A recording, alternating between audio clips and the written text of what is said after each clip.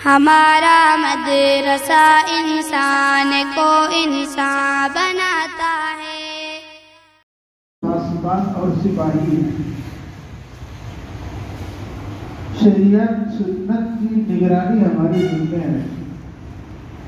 جیسے پولیس والا ہوتا ہے، حکومت کے قاعدے کے خلاف کوئی بات اگر ہوتی ہے تو پیار سے سمجھاتا بھی ہے، ٹوکتا بھی ہے، بتاتا بھی ہے اور اس سے روکنے کی کوشش کرتا ہے۔ میرے اور آپ کے آقا مولا صلی اللہ علیہ وسلم نے فرما دیا ہے، من رأى منکم منکرا،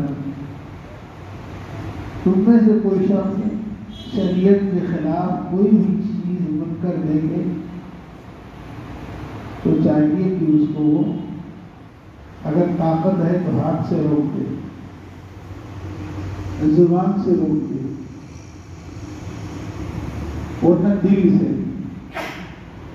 اس کی ہدایت کے لیے دعا بھی کرے اور اس کام کو دل میں اچھا نہ سمجھے۔ یہ ہماری اور آپ کی ذمہ داری ہے۔ ان ذمہ داریوں میں ایک بڑی ذمہ داری ہے کہ میرا اور آپ کا عوام کا عقیدہ ٹھیک ہونا چاہیے۔ میرا اور آپ کا عوام کا عقیدہ سنت شریعت کے مطابق ہونا چاہیے۔ نئے نئے فتنے آ رہے ہیں، مثلا ہم اور آپ یہ جانتے ہیں کہ اب کوئی نبی نہیں آئے گا۔ آخری نبی امام الانبیاء سید العالم حضرت محمد مصطفیٰ صلی اللہ علیہ وسلم ہے۔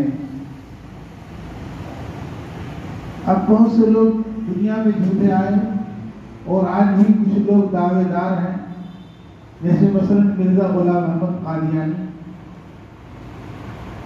یہ بھی نبی ہے اور بھولے بھالے مسلمانوں کو وہ بہکا رہے ہیں۔ اسی طریقے سے اپنے علاقے میں شکیلیت کا فتنہ، حالانکہ امام مہدی کے بارے میں جو پیشین گوئیاں ہیں، جو علامتیں ہیں، وہ علماء جانتے ہیں۔ سب سے پہلے ان کو علماء اہل علم ہی پہچانیں گے۔ پوری دنیا میں بڑے بڑے دینی ادارے ہیں جہاں سے فتویٰ لکھا جاتا ہے، مبلغین ہیں، داعیان اسلام ہیں، محدثین فقہاء بیٹھے ہوئے ہیں، ان کو تو کچھ خبر ہی نہیں، اور جن کو وضو کا طریقہ برابر یاد نہیں ہے ان کو خبر ہو جاتی ہے تو لوگ اس میں بہک جاتے ہیں۔ اسی طریقے سے جو لوگ ایمان میں آ گئے ہیں، اب ہم اور آپ سمجھتے ہیں کہ ہم ایمان لے آئے، مسلمان ہیں، تو ہمارے اوپر کوئی پریشانی آنا ہی نہیں۔ ہم یہ سمجھتے ہیں کہ کوئی پریشانی اب آئے گی ہی نہیں، حالانکہ قرآن کریم کیا کہتا ہے، اب حسیب ان تدخلوا الجنہ، کیا تم یوں ہی جنت میں چلے جاؤ گے؟ تمہارے پاس تو ان لوگوں کی مثالیں بھی نہیں آئی جن کو بہت ستایا گیا، جھنجھوڑا گیا اور مصیبتوں میں ڈالا گیا، آزمایا گیا ہر ایک اعتبار سے، یہاں تک کہ وہ چیخ پڑے گی اب مدد کب آئے گی اللہ کی۔ ایسے حالات میرے اور آپ کے تو نہیں ہیں، لیکن ہم سمجھتے ہیں کہ ایسا نہیں ہونا چاہیے۔ اب تھوڑی سی پریشانی ہوتی ہے تو تجربے میں جو بات ہوئی سامنے آتی ہے، کسی نے کچھ کر دیا ہو، باپ بیٹوں میں ٹھن گئی، میاں بیوی میں ٹھن گئی اور ساس بہو میں ٹھن گئی۔ حقیقت یہ ہے کہ ایک دوسرے کا حق نہیں معلوم، ایک دوسرے کا حق نہیں معلوم ہے۔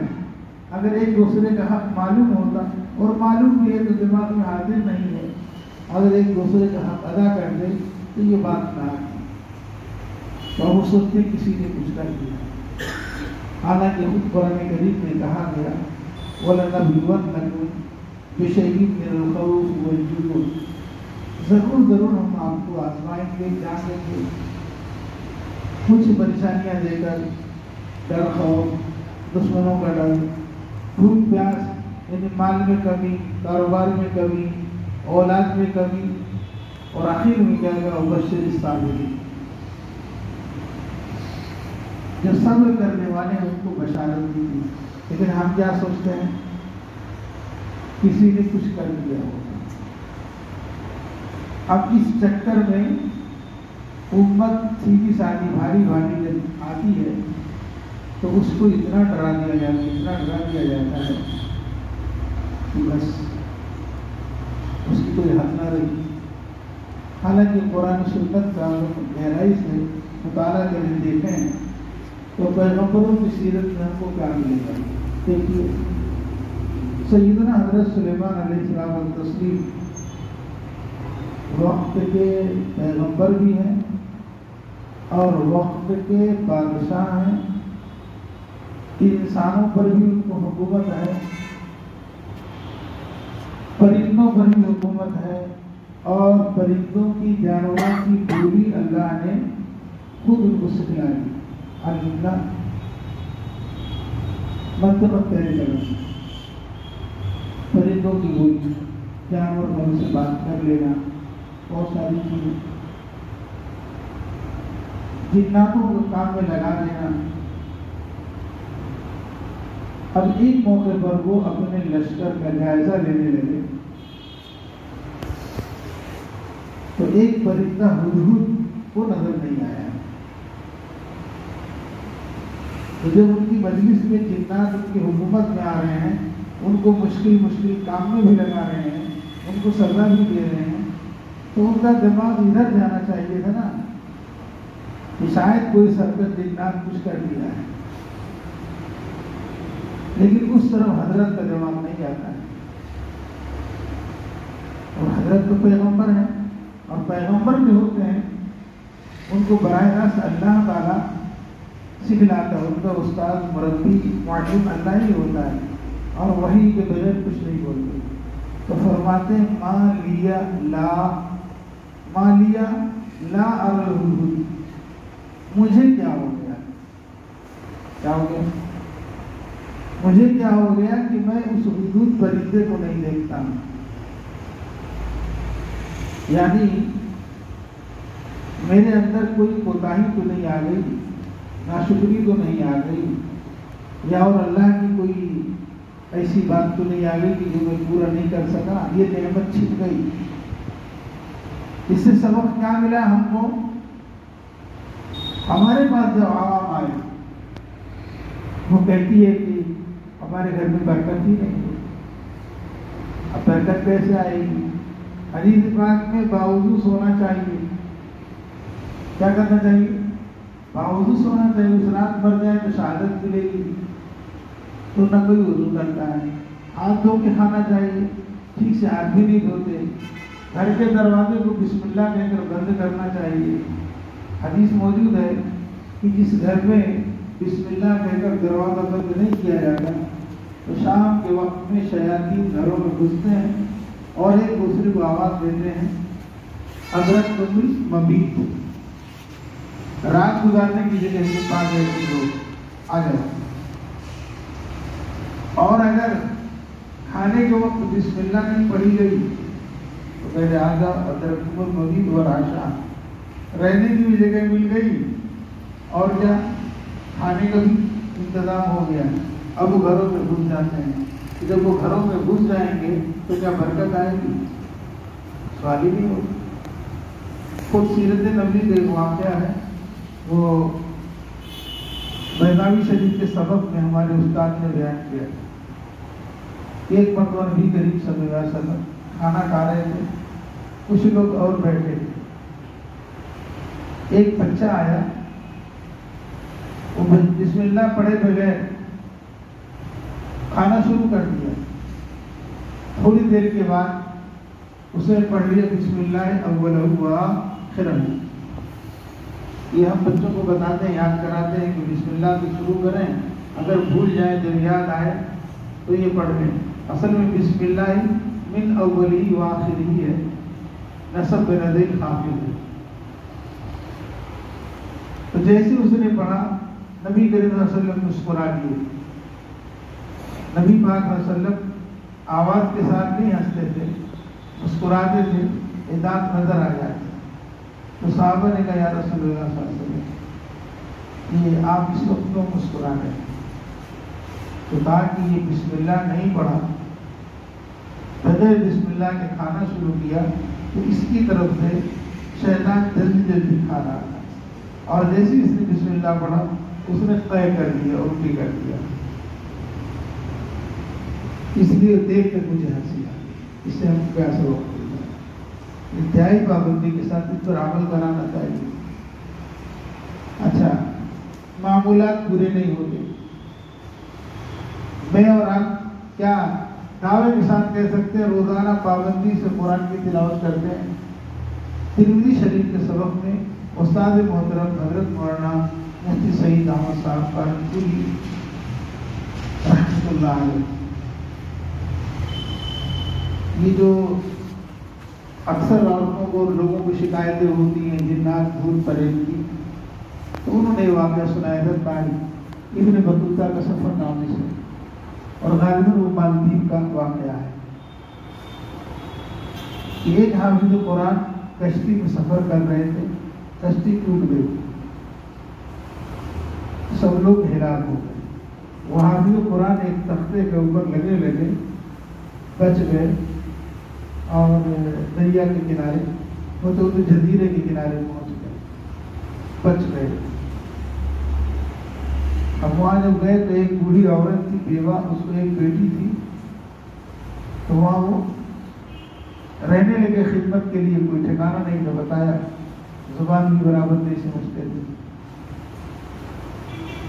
کچھ دن گزر گئے، سال جب پورا ہونے کو آیا تو وہ جزیرے کے بہت سارے لوگ اس کے یہاں آئے اور وہاں رونا دھونا شروع ہوا، کیا بات ہے؟ تو کہا کہ ایک زمانے سے یہاں ایک رسم ہے، یہ کنارے ایک مندر ہے،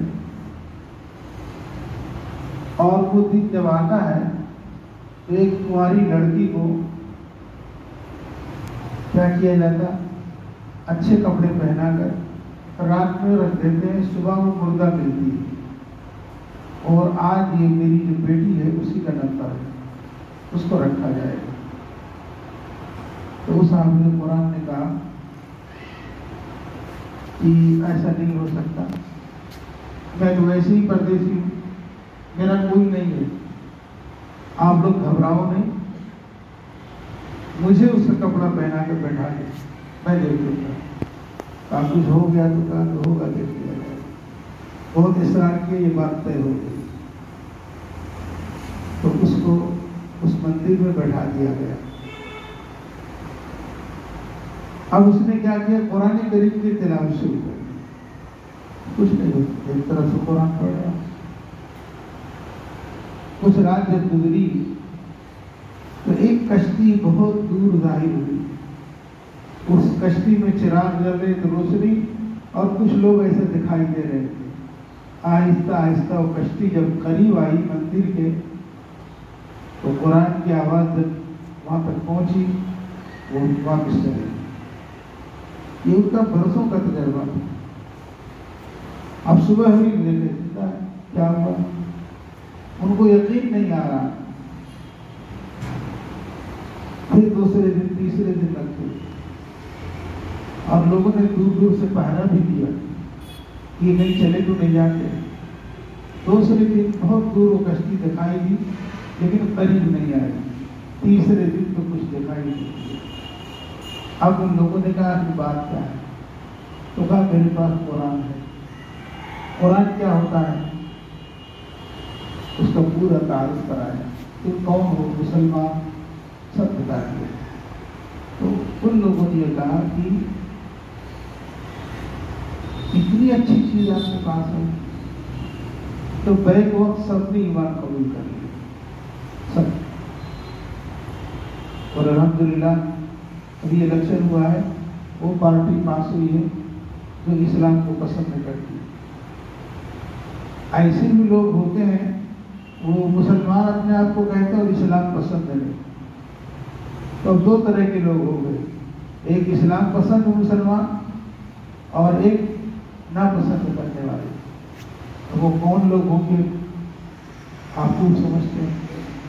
تو حضرت نے یہ فرمایا کہ اگر گھروں میں پابندی کے ساتھ تلاوت ہو تو شیاطین جنات کا کچھ اثر نہیں ہوگا. اور آپ نے سنا اور پڑھا بھی ہوگا آیت الکرسی پڑھ دی جائے تو